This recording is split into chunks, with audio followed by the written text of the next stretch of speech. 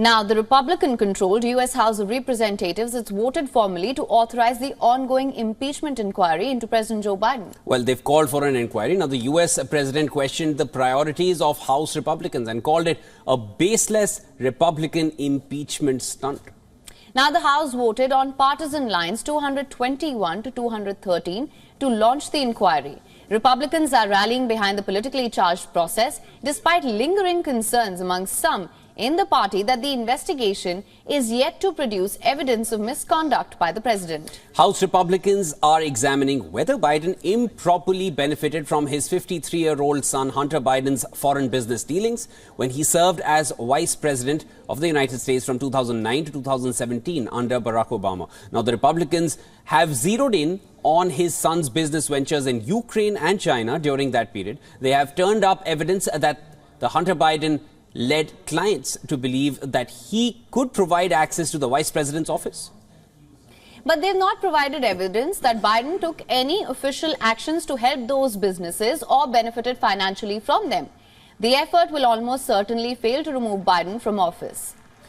Even if the House votes to impeach the president, the Senate would then have to vote to convict him on the charges by a two-thirds vote, which is a near impossibility in a chamber where Biden's fellow Democrats hold a 51 to 49 majority.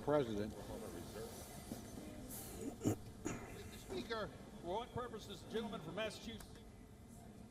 Now, of course, this comes as a big development, and what will be the implications of this, especially at a time when the United States is gearing up for the 2024 polls? Our correspondent Susan Tehrani explains. Earlier in the day, the president's son, Hunter Biden, was subpoenaed for a closed-door deposition. He arrived on Capitol Hill, spoke to reporters, and left.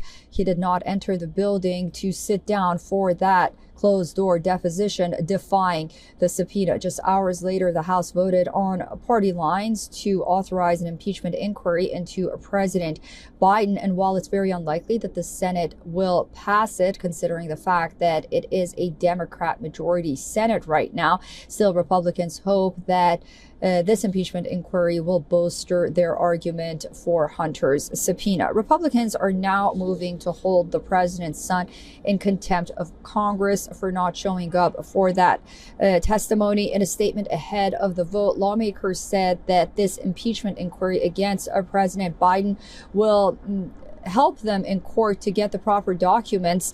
Today's obstruction by Hunter Biden reinforces the need for a formal vote. That's what they said before that vote. So while Democrats argue that Hunter Biden's legal problems have nothing to do with President Biden himself, and it's not Hunter that's running for the 2024 presidential election, Republicans argue that with this impeachment inquiry and the subpoena for Hunter Biden, they'll get enough information to figure out whether or not Biden, as vice president, was indeed involved in obstruction and his son's business dealings. Susan Tehrani reporting from New York for WION World is One. All right, we are also now joined by Mark Marowitz, who is a professor at State University of New York Maritime College. Mark has been with us several times in the past as well. Thanks for joining in, Mark. Pleasure. Mark, let's just start right off with this. Now, the House has voted to formalize an impeachment inquiry. An inquiry is not the same as voting for an impeachment. What are the chances that this advances to be an impeachment against Biden? I mean, you have to understand that the impeachment itself is the House vote by a majority, and the Republicans have a majority. The hurdle that you described is the fact that in the Senate, in order to convict, where no president has ever been convicted, we've had a couple of impeachments, President Clinton, President Trump impeached twice, President Andrew Johnson, the successor to Lincoln, was impeached, but no president's ever been convicted in the Senate by the two-thirds vote that you described. The impeachment inquiry really functions to allow the House Republicans to issue subpoenas like the one that they issued to Hunter Biden. The fact that Hunter Biden appeared on Capitol Hill and then left and did not appear in Congress is a very egregious and serious matter. And others who have done so have been found to be in contempt of Congress, which is a crime. And this is very problematic. So I think that what's really happening here in American politics is we're seeing Trump's cases and indictments and court cases, and we have Biden's impeachment inquiry. We got Hunter Biden investigations, and and stymieing the Congress, working down to Capitol Hill, and then leaving, in effect, wagging his finger at the Congress, which is something you can't really do. But that is the low state of American politics at the present time. Now, Mr. Marowitz, the Republican-led committees are yet to produce any proof. Biden, in his statement, said that they're attacking him, and this is a baseless impeachment, a political stunt, in fact.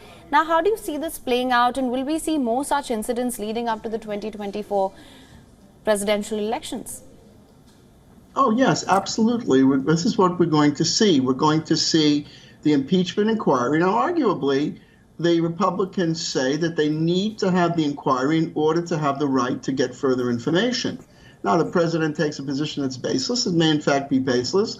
But the fact is that we're in a political system here in the United States, and both parties are in a very, very strong conflict against each other, and they're fighting it out. Trump and then Trump's family, being subpoenaed to hearings, and Biden and Biden's family being subpoenaed. So it's really getting very deep and personal. Now, as far as Hunter Biden, the question whether or not the president was a vice president at that point was, access to the vice president was part of what Hunter Biden was doing, where he put his father on the phone with business partners, and there are all kinds of allegations. Again, I think the American people are entitled to know in all of these, what is this all about? But I think that the inquiry is a first step. And here's the point, I think, to reiterate it again.